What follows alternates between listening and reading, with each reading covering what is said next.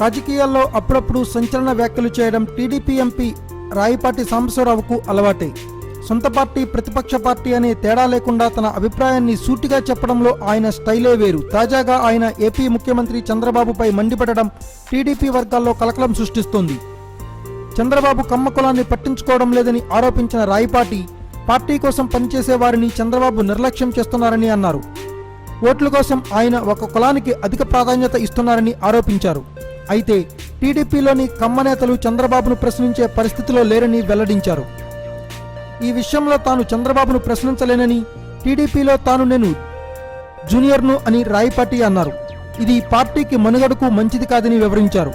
అంతేకాదు వచ్చే ఎన్నికల నుంచి తాను ప్రత్యక్ష ఎన్నికల్లో పోటీ చేయనని రాయపాటి స్పష్టం చేశారు. తాను ఎవరికీ భయపడనని, అందుకే తన మనసులోని మాటలను మొహమాటం లేకుండా చెబుతానని అన్నారు.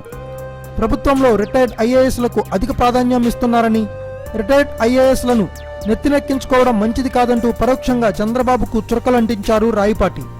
మరి ఉన్నట్లుండి రాయపాటి చంద్రబాబుపై ఇలా ఫైర్ అవ్వడానికి కారణం ఏంటో తెలియాలంటే మరికొంతకాలం వెయిట్ చేయాల్సిందే. Thanks for watching. Please subscribe our channel.